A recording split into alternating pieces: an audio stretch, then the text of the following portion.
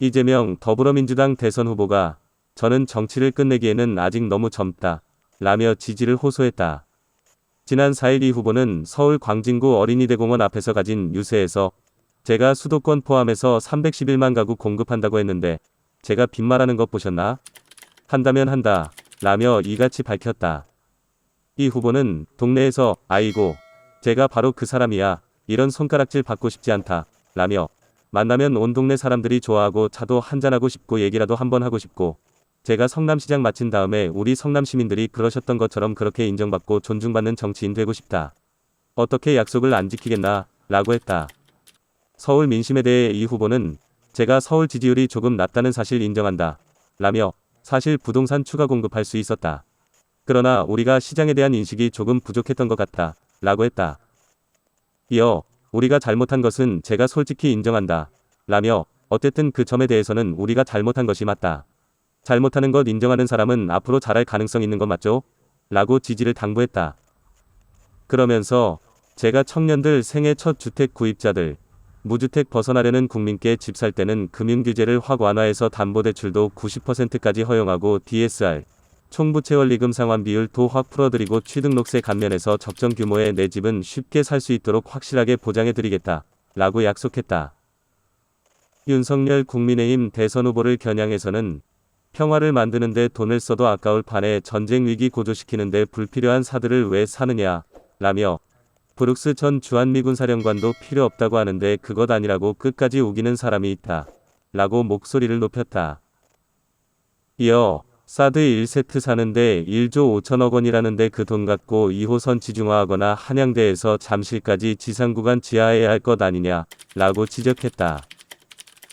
그러면서 "고기도 먹어본 사람이 먹는다고 행정도 해본 사람이 하는 것이다. 국가종합행정도 갑자기 막 가서 한다고 되는 게 아니다" 라며 "제가 위기 극복의 총사령관이 될 것이고 이번 여름이 가기 전에 일상회복, 경제회복 확실히 보장하겠다" 라고 약속했다. 이준석 국민의힘 대표는 5일 윤석열 대선 후보가 이재명 더불어민주당 대선 후보를 약 8% 포인트 격차로 이길 것으로 예측했다.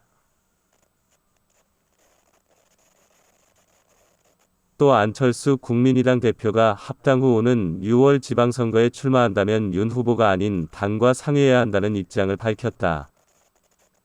이 대표는 이날 오전 연합뉴스 TV와의 인터뷰에서 블랙아웃, 3월 3일부터 투표 마감 시각까지 여론조사 공표 금지에 들어가기 전 여론조사 업체에 따라서 6에서 8% 차이에 이기는 조사들이 이제 나오고 있다 며 "그것보다는 좀 더 결과치가 벌어지지 않을까 기대하고 있다" 고 말했다.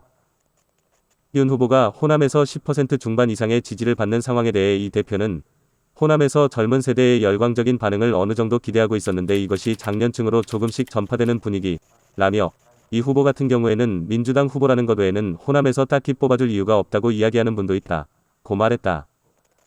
윤 후보와 안 대표 간 단일화에 대해선 선거 막바지에 변수가 사라졌다는 점에서 굉장히 큰 역할을 했다 고 평가하면서 안 대표가 지금 정권교체의 대오에 같이 하겠다는 취지로 사퇴하고 윤 후보 지지 선언을 했기에 저는 안 대표를 굉장히 애호할 것이라고 했다. 다만 안 대표가 6월 지방선거에 출마한다면 당이랑 좀 상의를 해야 하는 부분이라고 밝혔다. 이 대표는 "인수위원회나 조각, 공동정부론 이런 것은 당연히 후보의 영역이라며 본인, 안 대표 이 행정을 언급했기에 조각했을 때 입각의 의미도 있을 수 있지만 지방행정을 담당하는 의미일 수도 있다 고 말했다. 안 대표와의 껄끄러운 관계에 대해선 안 대표가 이번 선거를 뛰는 과정에서 우리 후보에 대해서 별의별 얘기를 좀 다 했던 지점이 있다 며 손가락을 자른다든지 뭐 이런 과격한 언사도 있어서 그럴 때마다 저는 당대표로서 그걸 지적할 수밖에 없는 것이라고 말했다. 박근혜 전 대통령이 입원 중인 병원 인근의 투표소에서 20대 대통령 선거 사전투표를 한 것으로 알려졌다. 5일 더팩트의 단독 보도에 따르면 박 전 대통령은 이날 오전 경호원 등 일행 4명과 함께 서울 강남구 소재 일원본동주민센터 사전투표소를 찾아 한 표를 행사했다. 해당 투표소의 한 투표관리원은 매체와의 인터뷰에서 박 전 대통령이 묶은 머리에 남색 외투 차림으로 투표소를 찾았다고 밝혔다. 이 투표관리원은 박 전 대통령이 오랜 기간 병원 생활을 했다고 보이지 않을 만큼 단정한 모습이었고 휠체어도 타지 않았다고 덧붙였다. 공직선거법상 18세 이상의 모든 국민에게 선거권이 주어지지만 1년 이상의 징역 또는 금고형을 선고받은 뒤 그 형의 집행이 끝나지 않은 사람은 투표할 수 없다. 또 선거범이나 정치자금법상 정치자금 부정수수죄 등을 위반한 사람 중 100만 원 이상 벌금형 선고를 받은 경우 5년간 선거권을 행사할 수 없다. 징역형의 집행유예를 확정받은 경우엔 10년간, 징역형의 집행이 종료된 후 10년간 선거권을 행사할 수 없다.